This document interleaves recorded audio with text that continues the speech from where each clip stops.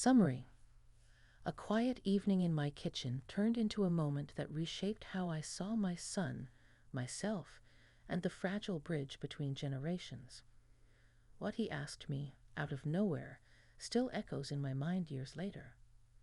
Don't forget to like the video, share your thoughts or story in the comments, and subscribe to stay updated with our latest stories. Now, before I begin, tell me, where are you watching from? I'd love to know which cities and towns are joining me for this memory that stayed with me for years. It was one of those ordinary evenings that never announce their importance.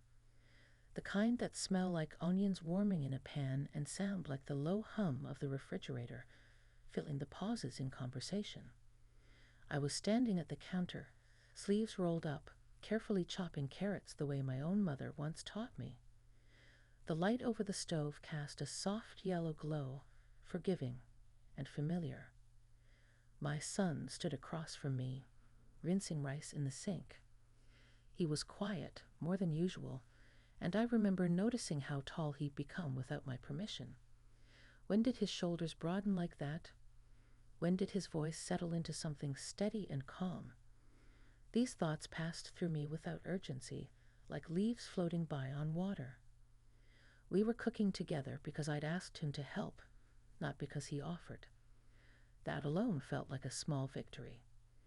The rhythm of our movements slowly sensed, metal against wood, water against porcelain.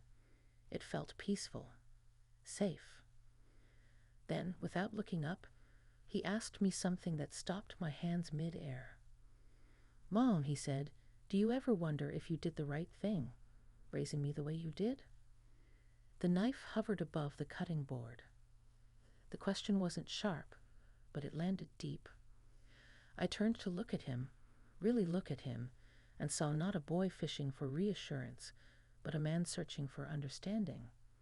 His eyes were steady, open, not accusing, just curious, honest.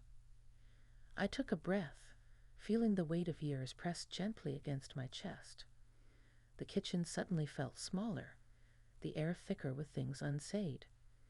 I thought about the nights I stayed up worrying, the mornings I rushed, the mistakes I never apologized for properly. I thought about love, the clumsy kind that does its best and hopes it's enough. I set the knife down and leaned against the counter. That question, I realized, wasn't about judgment. It was an invitation to be real, to meet him where he was, not as his caretaker, but as a fellow human being. I didn't answer right away. Instead, I listened to the rice running under the tap, to the steady beat of my own heart. Something had shifted between us quietly, like a door opening that I hadn't known was there. And I knew, before I spoke, that whatever came next would stay with me for the rest of my life. I finally answered him, but not with the certainty he might have expected. I told him the truth, the kind that takes years to admit even to yourself. I said I did the best I knew how at the time, and that sometimes the best still comes up short. My voice surprised me by staying steady. I think it helped that the room smelled like something grounding, like home. He nodded slowly, as if he'd been waiting for that exact honesty. He turned off the water and leaned back against the counter, mirroring my posture.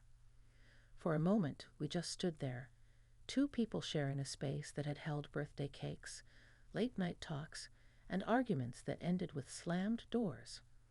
The kitchen had seen us at our worst and our best. He told me he'd been thinking a lot lately, about choices, about how parents shape their children without meaning to. He said he wasn't blaming me, and I believed him. There was no edge in his voice, just a carefulness, like he didn't want to break something fragile between us.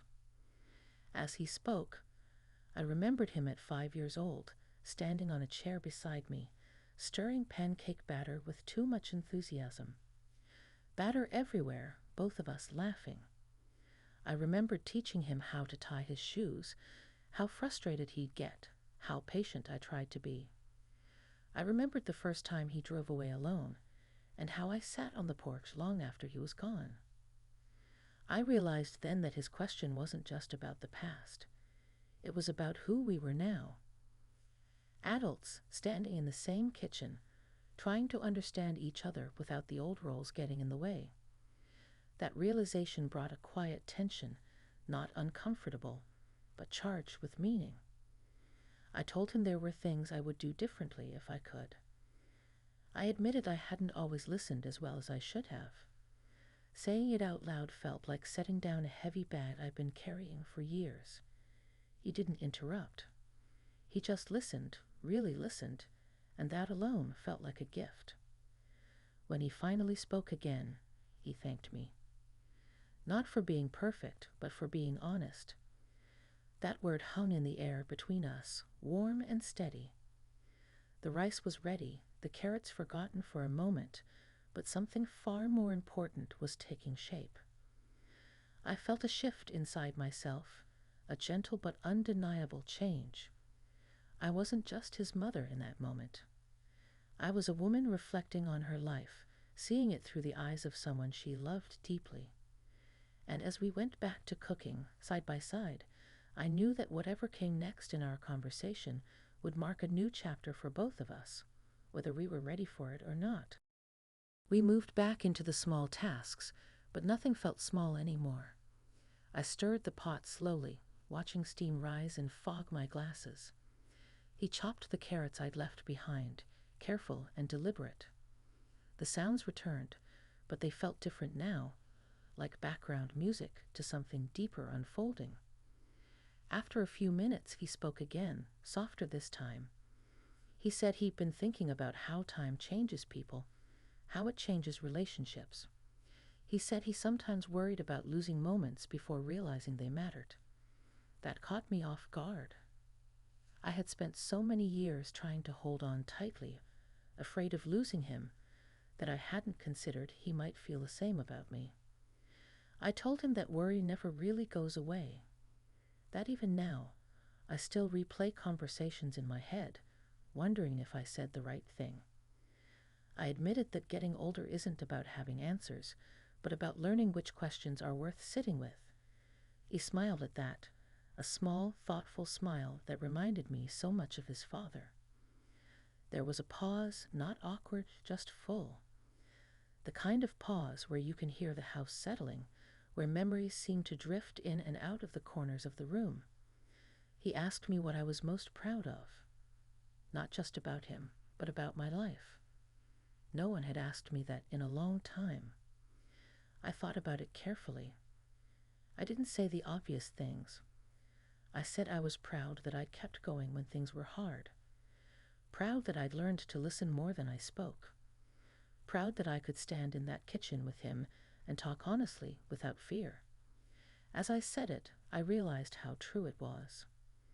He nodded, eyes down on the cutting board, but I could see something shift in him too. Understanding, maybe, or relief. He said he hoped he could do the same someday, be that steady for someone else, that he hoped he'd learned enough from watching me. That was when the emotion really hit me. Not all at once, but like a slow wave. I felt seen in a way I hadn't expected, not as a parent on a pedestal, but as a person whose efforts mattered. I didn't say much after that. I didn't need to. We finished cooking in a quiet that felt earned. When we finally sat down to eat, the food tasted richer, though nothing about the recipe had changed. As I watched him across the table, I understood that this conversation wasn't an ending. It was a turning point, one that would keep unfolding long after the dishes were done. Later that night, after the dishes were stacked and the kitchen lights dimmed, I found myself sitting alone at the table. The house had settled into its familiar quiet, the kind that comes after a full day and an even fuller conversation. I could still hear his voice in my head, calm and thoughtful, asking questions that didn't demand answers so much as honesty. I realized how rare that kind of moment is. Not the cooking, not the shared space, but the willingness to meet each other without defenses. I thought about how many times over the years I'd rushed past moments like that, distracted by responsibility or fear of saying the wrong thing. This time I'd stayed. I'd listened, and so had he. The next morning, as sunlight crept across the counter, I noticed small signs of him still there. A mug left by the sink, a folded towel. Ordinary things, yet they carried a new weight. They reminded me that relationships don't transform in grand speeches, but in quiet exchanges that linger long after the words fade.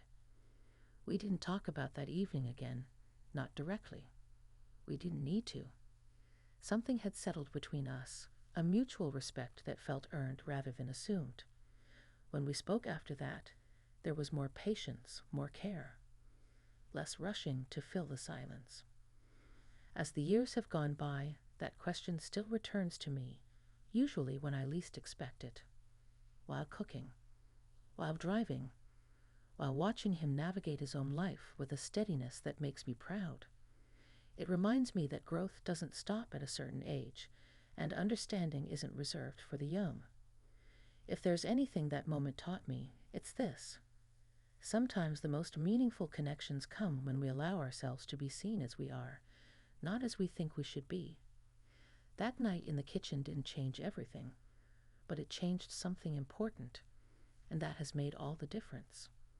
If this story touched your heart, don't forget to give us like and subscribe this channel.